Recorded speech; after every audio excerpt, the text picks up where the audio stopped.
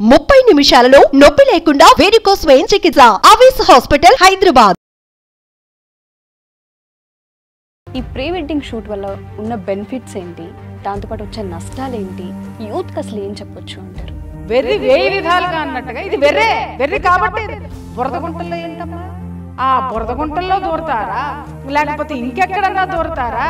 ఒకళ్ళ నోట్లో సిగరెట్లు ఒకళ్ళ నోట్లో ఊదుకుంటారా?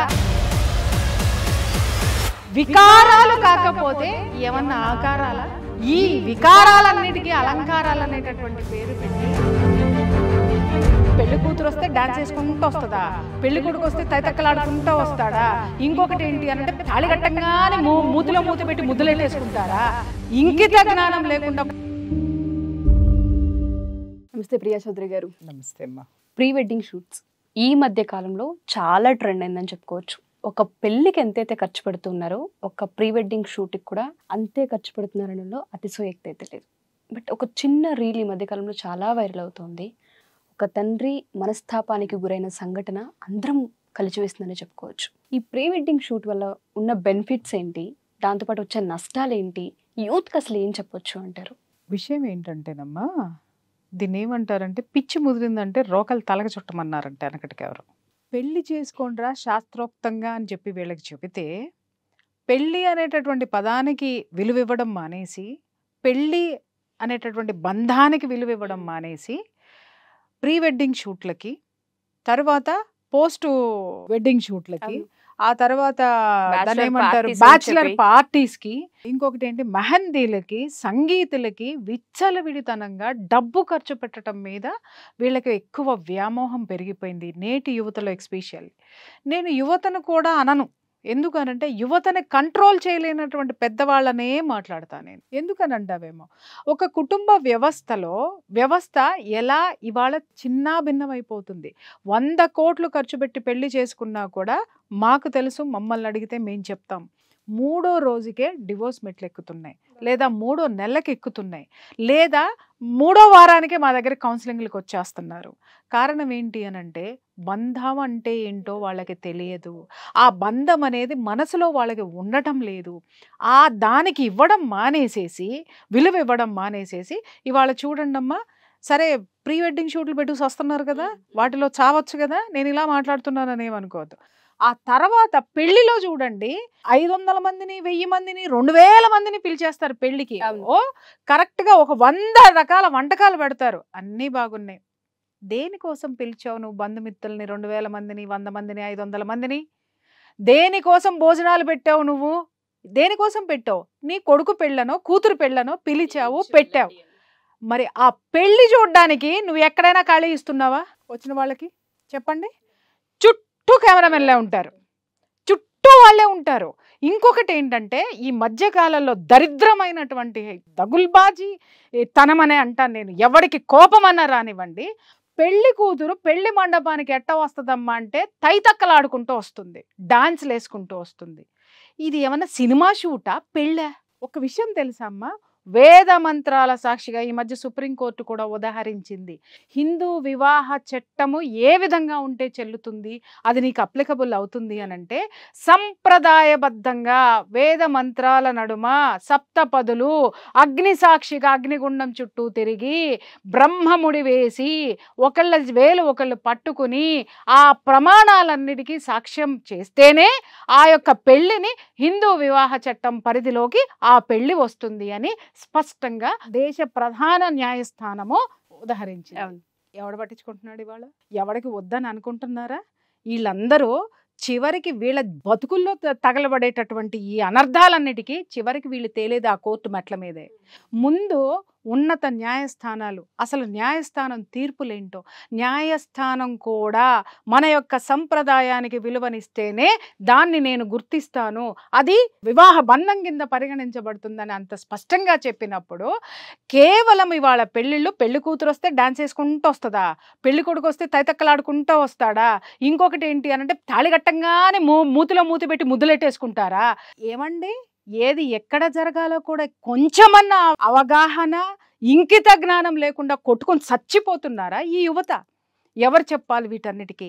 పెద్దవాళ్ళు ఏం చేసి వస్తున్నారు, వాళ్ళు కూడా చప్పట్లు కొట్టుకొని ఎర్రి ముఖాలల్లో వేసుకొని కూర్చొని, నిజంగా చెప్తున్నాను, వివాహం అనేటటువంటి తంతుని, ఆ బంధాన్ని ఇవాళ నవ్వుల పాలు చేసి రోడ్డు మీద పడేసి ఒక సినిమా షూట్ మాదిరి పెళ్లిళ్ళు జరుగుతున్నాయి తప్ప ఒక బంధాన్ని, ఇది 2 కుటుంబాలు కలిసి ఒక బంధాన్ని ఏర్పరచుకుని ఆ బంధం ద్వారా ఇద్దరు మనుషులు ఒకటయ్యి వాళ్ళు ఒక కొత్త జీవితంలోకి వెళ్తున్నారు, వాళ్ళకంటూ ఒక కుటుంబాన్ని ఏర్పరచుకోవడానికి, ఒక బంధాన్ని ఏర్పరచుకుని ముందుకు సాగుతున్నారు అనేటువంటి ఆలోచనల పేరులో ప్రీ వెడ్డింగ్ షూట్లు వేయి విధాలుగా అన్నట్టుగా ఇది వెర్రి కాబట్టి బురదగుంటల్లో ఏంటమ్మా, ఆ బురదగుంటల్లో దూరతారా, లేకపోతే ఇంకెక్కడన్నా దూరతారా, ఒకళ్ళ నోట్లో సిగరెట్లు ఒకళ్ళ నోట్లో ఊదుకుంటారా? వికారాలు కాకపోతే ఏమన్నా ఆకారాలా? చెప్పండి, ఏమన్నా అలంకారాలా?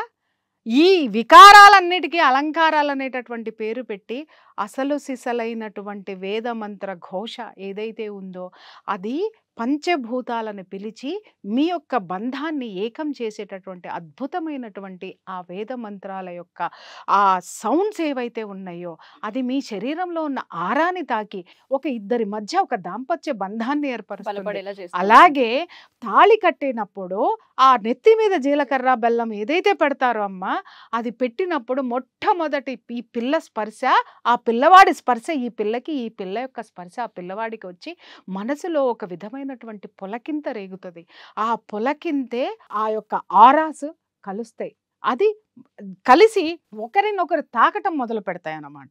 ఆ తర్వాత తాళి కట్టేటప్పుడు వరుడికి ఉండేటటువంటి గర్వం ఏదైతే ఉంటుందో, అరే ఈమెని నేను నా భార్యగా చేసుకుంటున్నాను, ఈ రోజు నుంచి నేను ఒక పురుషుడిగా నేను మారుతున్నాను అని చెప్పేసి అని ఒక గర్వం ఏదైతే ఉంటుందో, ఒక బాధ్యతను తీసుకునేటటువంటి తత్వాన్ని కూడా ఇస్తుంది. అలాగే తల వంచి తాళి కట్టించుకునేటటువంటి ఆ పెళ్లి కూతురు మనసులో, అరే ఈ రోజు నుంచి ఈ తాళి నా గుండెల మీద ఉండేటటువంటి ఈ తాళి నా గుండెల్లో ఒక బంధాన్ని ఇచ్చి ఒక బాధ్యతని నా చుట్టూ ఈ సమాజంలో నాకు ఒక సెక్యూరిటీని ఇస్తుంది ఇది అని గుండెల మీద ఇలా పదుపుకుని ఎందుకు పెట్టుకుంటుందంటే దిస్ ఈజ్ మై సెక్యూరిటీ. ఏ విధవా నన్ను తాకకుండా, ఎవ్వరూ నా జోలికి రాకుండా, ఎవరూ నన్ను తక్కువగా చూడకుండా, అబలనని చూడకుండా నన్ను సబలని చేస్తుంది ఇది అని చెప్పేసని ఆ తాళిబుట్టును భద్రంగా పట్టుకుంటుంది. అది దాని అర్థం. అలాగే ధర్మేచ అర్థేచ కామేచ మోక్షేచ నాతిచరామి, ధర్మార్థ కామ మోక్షాల్లో కూడాను నేను ఆచరించేటటువంటి ధర్మంలో నిన్ను వదిలిపెట్టను, కామంలో అంటే నీకు ఏ విధమైనటువంటి నీ కోరికలు తీర్చడంలోనూ నేను సహకరిస్తాను. అలాగే మోక్షేచ, మోక్షంలో నేను ఏ దారులైతే మోక్షానికి వెతుక్కుంటానో ఆ దారులను నీకు కూడా ఏర్పరుస్తాను, అక్కడ కూడా నిన్ను వదలను. నాతిచరామి అని అప్పుడు పిల్ల చేతిలో చేయి వేసి ప్రమాణం చేసినప్పుడు ఉండే అనుభూతిని, సార్ ఇలా పట్టుకోండి, అలా పట్టుకోవద్దు, ఇలా పట్టుకోండి, ఇలా ఇలా ఇలా ఇలా ఇలా కొంచెం పైకి కిందకి పక్కకి ఏగి, కెమెరామెన్ ఈడ్చి బూటకాలతో తన బుద్ధేస్తుంది. కెమెరామెన్ నేను తిట్టలేదండి, అది వాళ్ళ ప్రొఫెషన్. ఎవరిని బూటకాలతో తన బుద్ధేస్తుంది అనంటే క్రతువును మర్చిపోయి దీన్ని ఎంకరేజ్ చేసే వాళ్ళు ఉన్నారు చూసావమ్మా.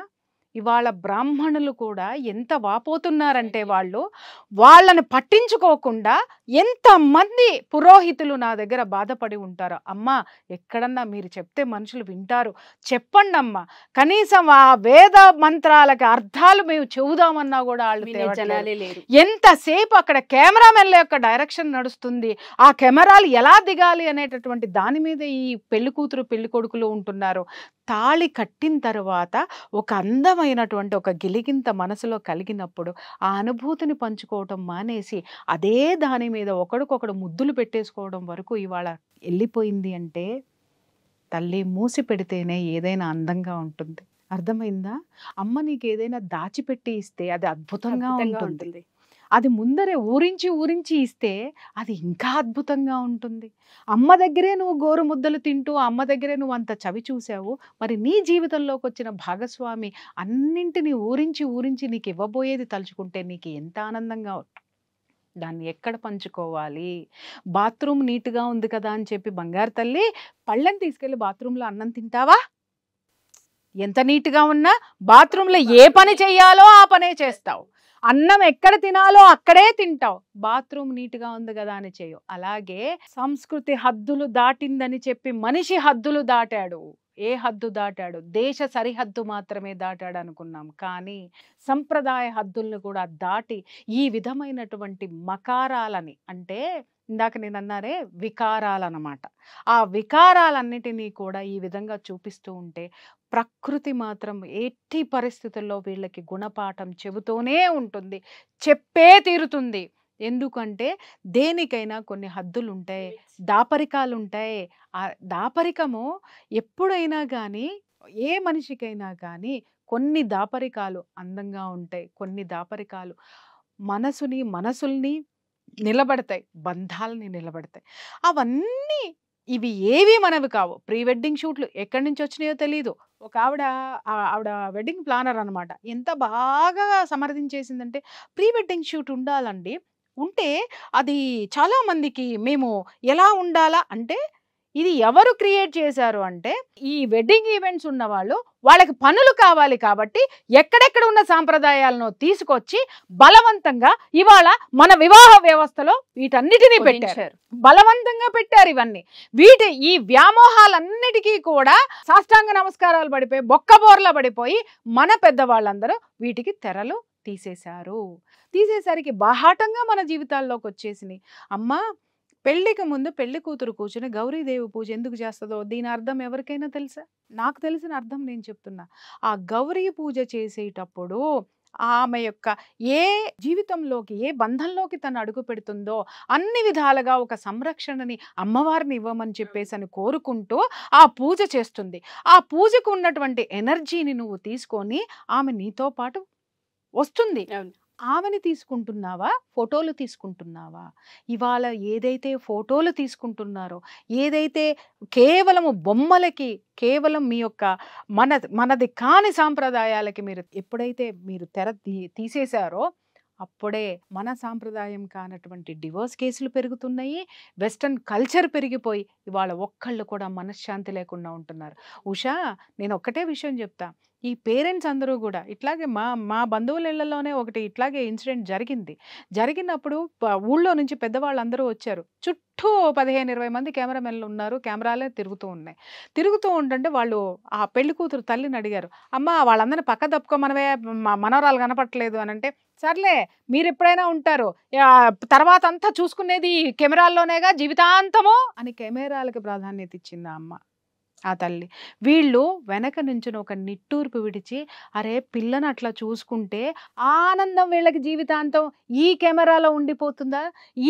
ఈ అనుభూతిని నీ వాళ్ళకి నువ్వు ఇవ్వవా? నువ్వు కెమెరాల ద్వారా నువ్వు అనుభూతి పొందుతున్నావే, మరి ఈ కెమెరాలకి నువ్వు ఏ విధమైనటువంటి అనుభూతిని ఇస్తున్నావు? నీ యొక్క బంధాలకి ఏ విధమైనటువంటి ఆ విలువనిస్తున్నావు? అంటే ఇక్కడ బంధువులకి విలువనివ్వటం మానేశారు. ఎంతసేపు ఇప్పుడు ఇవాళ రేపట్లో ఏంటి, అత్తగారు డాన్స్ వేస్తుందంట పెళ్లికి. సిగ్గు శరం ఉండద్దమ్మా? పెళ్లిలో అత్తగారు తైతక్కలు ఆడడం ఏంటమ్మా? నాకు అర్థం కాకట. ఎప్పుడు 2 కుటుంబాలు ఒకటైన రోజున మ్యూజిక్ పెట్టుకోండి, ఎవ్వరికి అభ్యంతరం లేదు. ఎప్పుడు 16 రోజుల పండక్కి పెట్టుకో, అప్పుడు అందరూ ఒకటవుతారు, దగ్గర అవుతారు, విభేదాలున్నా పోతాయి. అలాంటిది ఒక వేడుక చేసుకోండి. పెళ్లికి ముందే తైతక్కలాడేస్తారు, పెళ్లికి ముందే తాగేస్తారు. ఈ మధ్య కాలంలో ఒకటి నేను విన్నాను, ఒక పెళ్లికి వెళ్ళినప్పుడు మగవాళ్ళందరూ ఒకవైపుకు పోండి, ఆడవాళ్ళందరూ ఒకవైపు. ఇది ఏంది మగవాళ్ళందరూ ఆడవాళ్ళందరూ అంటే, ఇదివరకటి వెనకటికి భోజనాలు అట్లాగే ఉంటాయి. ఫస్ట్ మగవాళ్ళు తిన్న తర్వాత ఆడవాళ్ళు తినేవాళ్ళు. ఓహో, అంటే ఇప్పుడు మగవాళ్ళకి వేరే పెడుతున్నారు, ఆడవాళ్ళకి వేరే పెడుతున్నారేమోలే అని చెప్పేసి అని, మంచి పద్ధతే కదా అని పక్కన ఎవరితోనో అన్నా నేను. భలే చెప్పేవాళ్ళే, వాళ్ళు ఎందుకు వెళ్తున్నారు అనుకుంటున్నావు అని అడిగారు. ఎందుకమ్మా అన్న, మందు పార్టీ ఉంది అక్కడ. ఎక్కడన్నా ఈ సంప్రదాయం ఉందా? 16 రోజులు ఎప్పుడైతే లగ్నపత్రిక ఇచ్చి పుచ్చుకుంటారో ఆ నిమిషం నుంచి పెళ్లి అయిపోయిన తర్వాత 16 రోజుల పండగ వరకు నాన్ వెజ్ ముట్టరు, మందు ముట్టరు. ఆ ఇంట్లో పద్ధతి ఉంటుంది. కొన్ని వ్యసనాలకి ఉండదు, కొన్ని ఎనర్జీస్ని లోపలికి రానివ్వరు, ఎంతో కఠినంగా ఉంటారు. ఇదేందమ్మా పెళ్లిలో తాగడానికి ఆల్రెడీ ఒక సెక్షన్ పెట్టడమా? ఇదే ఎక్కడ విడ్డూరము, ఇదే ఎక్కడ వైపరీత్యము, ఎటు పోతున్నది? నిజంగా చెప్తున్నాను, విశృంఖలమైనటువంటి ఆలోచనలు, సాంప్రదాయాల పేరిట ఆచారాలన్నిటినీ మూటగట్టి పైన బారేసినారు. ఇవాళ నడుస్తుందంతా ఏంటంటే బొమ్మల పెళ్ళిళ్ళు జరుగుతున్నాయి. చిన్నప్పుడు మనం బొమ్మల పాట ఆడుకునేటప్పుడు ఈ చీర బాగలేదని తీసేవాళ్ళం, ఆ చేయి బాగలేదని తీసేవాళ్ళం, ఈ బొట్టు బాగలేదని తీసేవాళ్ళం, మనకి ఎట్లా నచ్చితే అట్లా బొమ్మల పెళ్లి చేసేవాళ్ళం. ఈరోజు పెళ్ళిళ్ళన్నీ బొమ్మల పెళ్ళిళ్ళే తప్ప బంధాలను నిలబెట్టేటటువంటి పెళ్ళిళ్ళు అయితే మాత్రం కాదు. చెప్పినట్టుగానే ఆ ప్రీ వెడ్డింగ్ షూట్ ఎప్పుడైతే జరుగుతూ ఉంటుందో ఆ షూట్ కూడా మనం చూస్తాం మేడం. ఏదైతే 4 గోడల మధ్య జరగాల్సిన కార్యక్రమం ఉంటుందో అది ఫోటో షూట్ లో అయిపోతుందమ్మా. ఇప్పుడు మీరన్నారు ఒక రీల్లో తండ్రి బాధపడింది అదే కదా. ఏంటి అని అంటే, అరే నా కూతుర్ని బికినీలేసి ఆ బీచ్ షూట్ లో చూశాను, ఇవాళ పెళ్లి ఆగిపోయింది, వాడు దుర్మార్గుడే. కానీ నా కూతురు ఏ చీర కట్టులో ఉందో ఆ చీర కట్టులో ఉండి ఉన్నట్టయితే నేను సంతోషపడేదాన్ని. బికినీ షూట్లన్నీ సోషల్ మీడియాలో వైరల్ అవుతున్నాయి, నా బిడ్డని ఆ కళ్ళతో నేను చూసుకోలేను జీవితాంతం అని చెప్పి కదా ఆ తండ్రి బాధపడ్డాడు. కానీ బాధపడిన తండ్రిని పక్కన పెడితే బాధే లేనటువంటి తండ్రులు, ప్రోత్సహించేటటువంటి తండ్రులు ఎంతమంది ఉన్నారో వాళ్ళందరికీ చెప్తున్నాను, మిస్టర్ అండ్ మిస్సెస్, మీకు మీ పిల్లలకి మన సాంప్రదాయాలు నేర్పండి. ముందు ముందు మీరు సుఖంగా ఉంటారు, మీకంటూ ఒక కుటుంబం ఏర్పడుతుంది. సంప్రదాయాలని కాదని చెప్పి ఇలాంటి వాటి అన్నిటికీ కూడా పాశ్చాత్య పోకడలన్నిటినీ సాంప్రదాయాల పేరు మీద తీసుకొని వచ్చి ఎవడెవడో బతుకు తెరువు కోసం ఏదేదో ఫాల్స్ సాంప్రదాయాలని చెప్పి పెట్టి ఏవైతే పెట్టారో వాటి వల్ల డబ్బు దండగా, సమయం దండగా, రేపొద్దున 3 నాళ్ళ ముచ్చటగా మిగులుతుంది ఈరోజు పెళ్ళిళ్ళన్నీ కూడాను. ఇవన్నీ రేపొద్దున సోషల్ మీడియాలో చక్కర్లు కొడుతూ వాళ్ళు ఇంకొక జీవితాన్ని స్టార్ట్ చేయాలన్నా కూడా చాలా భయంకర. నేను ఇవాళ చెప్తున్నా, 2వ పెళ్ళిళ్ళు బాగా జరుగుతున్నాయి, 3వ పెళ్ళిళ్ళు చేసుకుంటున్నారు, ఎవ్వరూ సుఖంగా లేరు, ఎవరు మనశ్శాంతిగా లేరు. వెనకటికి ఎవరైతే ఒకే కాపురంలో ఉన్నారో వాళ్ళు చాలా అద్భుతంగా ఉన్నారు. కష్టాలు పడినా నష్టాలు పడినా చివరకు ఒక సంతృప్తితోటి జీవితాన్ని వాళ్ళు చివరి వరకు గడిపారమ్మా. ఎందుకు? ఒక కుటుంబంలో ఉన్నామన్న సంతృప్తి, తన చుట్టూ ఇంతమంది బంధువులు ఉన్నారన్న సంతృప్తి. ఇవాళ 6 నెలలు ఒక కుటుంబంతో నువ్వు బంధుత్వం కలుపుకుంటే 6 ఏళ్ల తర్వాత ఇంకొక కుటుంబంతో బంధుత్వం. ఎవరు నీ బంధువులు? ఇవాళ ఏది నీ కుటుంబం? నువ్వు ఏమని చెప్పుకుంటున్నావు? ఎక్కడ నీ కేర్ ఆఫ్ అడ్రస్? సుమన్ టీవీలో మీ పర్సనల్ అండ్ బిజినెస్ ప్రమోషన్స్ కోసం కింది నెంబర్కి కాంటాక్ట్ చేయండి.